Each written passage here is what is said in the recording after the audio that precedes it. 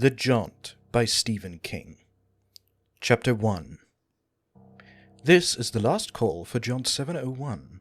The pleasant female voice echoed through the blue concourse of New York Port Authority Terminal. The PAT had not changed much in the last 300 years or so. It was still gungy and a little frightening. The automated female voice was probably the most pleasant thing about it. "This is Jaunt's service to Whitehead City, Mars," the voice continued. "All ticketed passengers should now be in the Blue Concourse Sleep Lounge. Make sure your validation papers are in order. Thank you." The upstairs lounge was not at all grungy. It was wall-to-wall carpeted in oyster grey.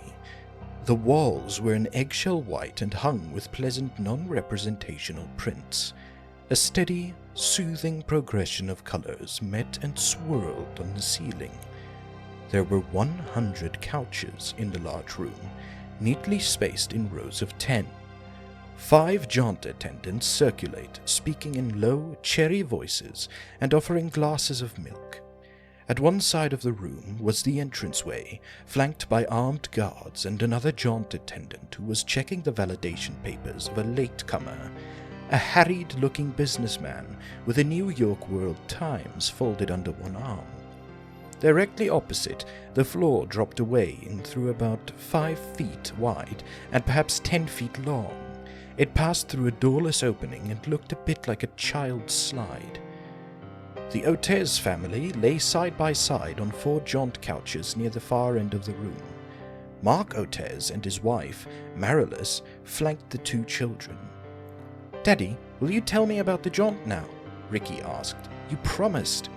"Yeah, Dad, you promised," Patricia added, and giggled shrilly for no good reason. A businessman with a build like a bull glanced over at them and went back to the fodder of papers he was examining as he lay on his back, his spit-shined shoes neatly together. From everywhere came the low murmur of conversation and the rustle of passengers settling down on the jaunt couches. Mark glanced over at Marilys Otis and winked. She winked back, but she was almost as nervous as Patty sounded. Why not? Mark thought. First jaunt for all 3 of them. He and Marilys had discussed the advantages and drawbacks of moving the whole family for the last 6 months. Since he'd gotten notification from Texaco Water that he was being transferred to Whitehead City. Finally, they had decided that all of them would go for the 2 years Mark would be stationed on Mars.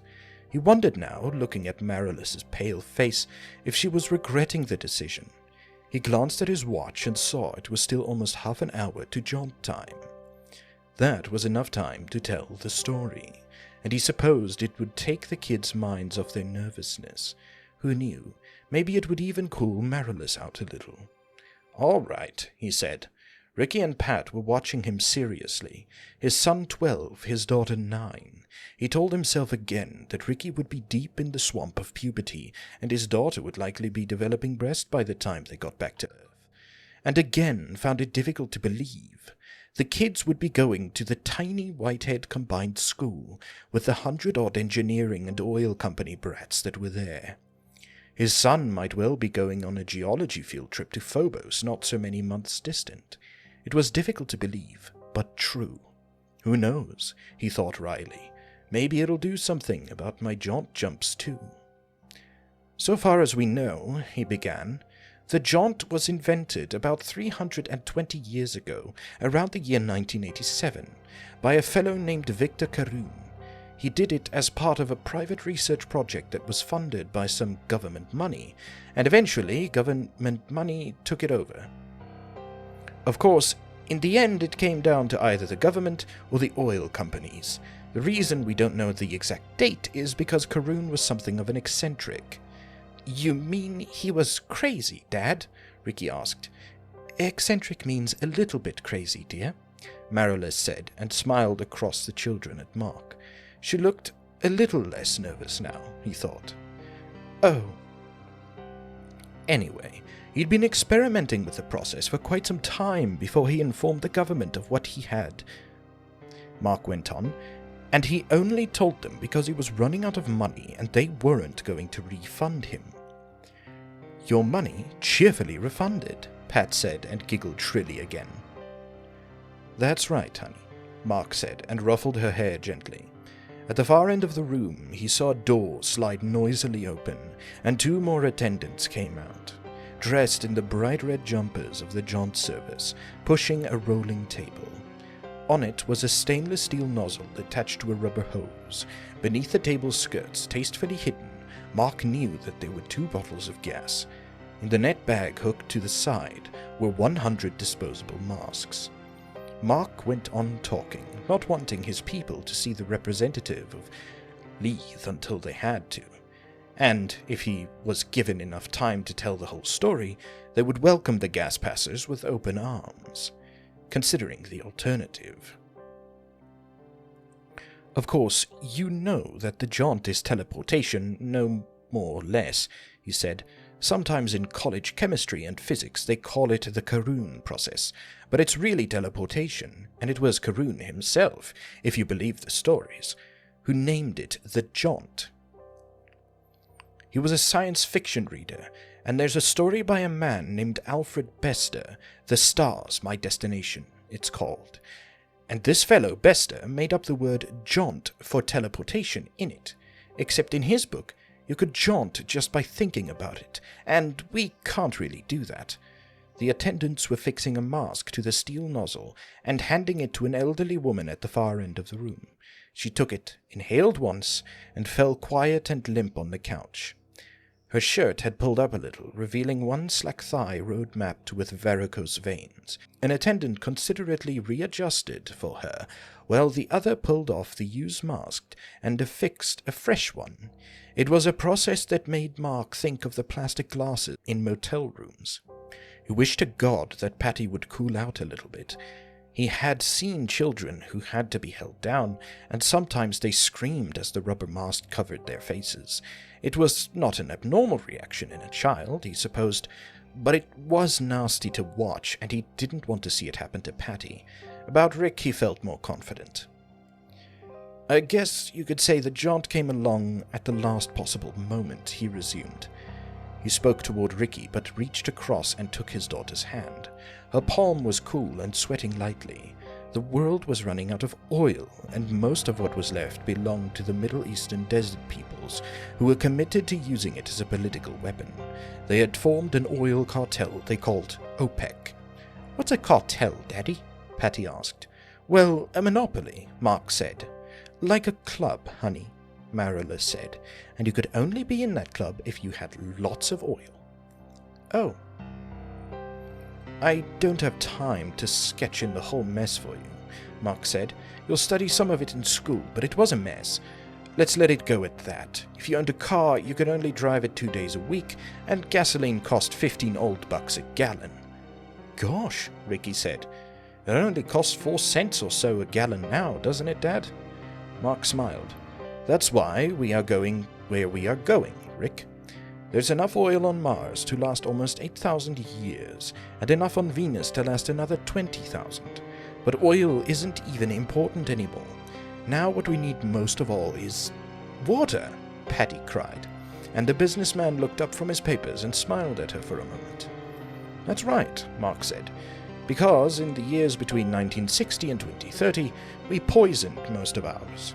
The first water lift from the Martian ice caps was called Operation Straw. That was Ricky. Yes, 2045 or thereabouts, but long before that, the jaunt was being used to find sources of clean water here on Earth, and now water is our major Martian export. The oil's strictly a sideline, but it was important then. The kids nodded. The point is, those things were always there, but we were only able to get to it because of the jaunt. When Karun invented his process, the world was slipping into a dark age. The winter before, over 10,000 people had frozen to death in the United States alone because there wasn't enough energy to heat them. Oh, yuck, Patty said matter-of-factly. Mark glanced to his right and saw the attendants talking to a timid-looking man, persuading him. At last he took the mask, seemed to fall dead on his couch seconds later. First-timer, Mark thought. You can always tell. For Karun, it started with a pencil, some keys, a wristwatch, some mice.